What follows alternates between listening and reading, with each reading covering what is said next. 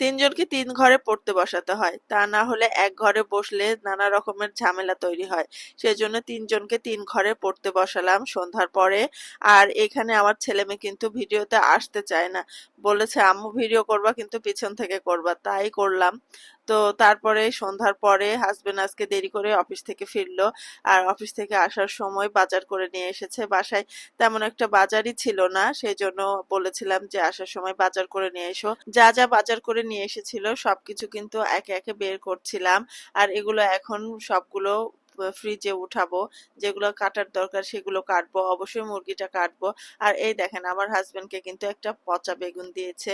সে কিন্তু যাচাই বাছাই করে কেনে না কোনো কিছু, দোকানদার যা দেয় সেটাই নিয়ে নেয়। এদিক থেকে আমি কিন্তু খুব ভালো বাজার করতে পারি, মাঝে মাঝে যখন আমি বাজার করি একদম বেছে বেছে টাটকা জিনিসগুলা নেই। হ্যালো এভরিওয়ান, আসসালামু আলাইকুম, কেমন আছেন সবাই? আশা করছি সবাই ভালো আছেন।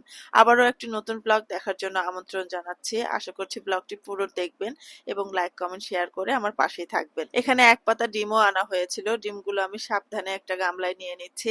আচ্ছা, আপনারা কি ডিম ধুয়ে তারপরে ফ্রিজে ওঠান? আমি তো সবসময় ডিম নিয়ে আসলে আগে ডিম পরিষ্কার করে ধুয়ে নিই। এখানে আমি পানি দিয়ে তারপরে গুঁড়া সাবান দিয়ে নিচ্ছি, বেশ কিছুক্ষণ ভিজিয়ে রাখবো। তারপরে যখন নরম হয়ে যাবে ডিমের ময়লাটা, তখন আমি ভালোভাবে ক্লিন করে নিব। এদিকে আমার ছেলেকে তো পড়া দিয়েছিলাম, সে বলছে আম্মু পড়া হয়ে গেছে, পড়া নাও। ওই সব কাজ করতে করতে দৌড়ে আবার চলে আসলাম ছেলের কাছে পড়াটা নেওয়ার জন্য। পড়ানোর ফাঁকে ফাঁকে কাজ করি, আবার কাজের ফাঁকে ফাঁকে পড়াই, এই হলো আমার জীবন। একবার এই বাচ্চার কাছে, একবার ও বাচ্চার কাছে, একবার বড়টার কাছে, দৌড়াদৌড়ির মধ্যেই থাকি সারাদিন। তারপরেও আলহামদুলিল্লাহ, সময় যে কোন দিক দিয়ে কেটে যায়, কখন যে রাত হয় আর কখন যে ভোর হয় বুঝতেই পারি না। আমি স্টাইল করতে পারি, মাছ কাটতে পারি, ঘর পরিষ্কারও করতে পারি, এমনকি বাথরুমও ক্লিন করতে পারি। শুধু পারি না মানুষকে খোঁচা দিয়ে অহংকার করে কথা বলতে। অনেকেই আছে সম্পূর্ণ কাজের লোকের উপর নির্ভরশীল, কিন্তু আমার কাজের লোক রাখতেই ইচ্ছা করে না। শুধুমাত্র কাজের লোক রাখি আমার হাজবেন্ডের জন্য। আমি যে সারাক্ষণ শুধু কাজই করে বেড়াবো এটা সে পছন্দ করে না, এই জন্যই হেল্পিং হ্যান্ড নেওয়া। আমি একটু বেশি পরিচ্ছন্ন, খুঁতখুঁতে টাইপের মানুষ। এখানে ওখানে ময়লা পড়ে থাকলে নিজেই পরিষ্কার করতে সারাদিন সময় পার করে দিই। হেল্পিং হ্যান্ডের একটা কাজ করতে করতে আমি ৩-৪টা কাজ করে ফেলি। মানে হেল্পিং হ্যান্ডের ৬০-৭০ ভাগ কাজ আমিই করে দিই, তাহলে কি জন্য হেল্পিং হ্যান্ড রাখবো বলেন? সেই জন্য হাজবেন্ডকে খুব বুঝিয়েছি আসলে হেল্পিং হ্যান্ডকে যে টাকাটা দিব সেই টাকাটা আমি আমার নিজের জন্য খরচ করব বা জমা করে রাখবো। এখন যেহেতু আমার গায়ে শক্তি আছে, আমি নিজের কাজগুলো নিজে করতে পারছি, রান্না করছি, সংসারের খুঁটিনাটি থেকে শুরু করে বড় ছোট সব কাজ নিজের হাতে করছি, কোনো তো সমস্যা নাই।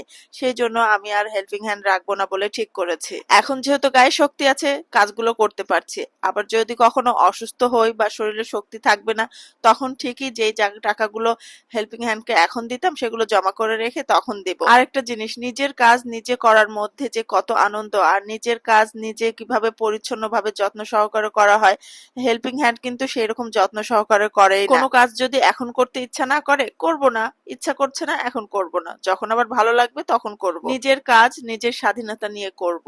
আর কাজের লোককে বলতে বলতে তার পিছে থাকতে থাকতে কিন্তু অনেক বিরক্ত লাগে। আমি কিন্তু কাজে কামে খুব ফাস্ট, যেহেতু অনেক কাজই পারি। আর হেল্পিং হ্যান্ড রাখলে অযথায় এতগুলো টাকা গুনতে হয় মাস গেলে। সেই জন্য ঠিক করেছি যে কয়দিন সুস্থ আছি বা যতদিন আমার গায়ে শক্তি আছে নিজের কাজ নিজে করব। আর যেই জায়গাটায় মুরগি কোটা বাছা করলাম সেই জায়গাটা কিন্তু আমি রাত্রে বেলায় আবার মুছেছি। আমার একটা বিষয় হচ্ছে আমি একটু বেশি পরিচ্ছন্ন। আমার পরিষ্কার করতে করতে যদি দেরিও হয়ে যায়, দুপুরের খাবার ৪টায় খাবো, তারপরও পরিষ্কার পরিচ্ছন্ন করে তারপরেই সেই কাজটা শেষ করব। আমি হচ্ছি এই ধরনের মানুষ। এই তো সবকিছু কুটে বেছে ফ্রিজে উঠিয়ে ফেললাম। এর ফাঁকে কিন্তু সবাইকে খাবার খেতে দিয়েছিলাম। এখন লাস্টে এসেছি স্কিন কেয়ার করতে। ঘুমানোর আগে তো একটু স্কিন কেয়ার করতেই হবে, কারণ সারাদিন শুধু কাজ করলে তো হবে না, একটু স্কিন কেয়ার করতে হবে, নিজের যত্ন করতে হবে। তো আমার সব কাজ কমপ্লিট করতে করতে প্রায় 11:30 বেজে গিয়েছিল। তারপরে স্কিন কেয়ার করে ঘুমিয়ে পড়েছিলাম। আজকের ভিডিওটি তাহলে এই পর্যন্ত। সবাই ভালো থাকবেন। আল্লাহ হাফিজ।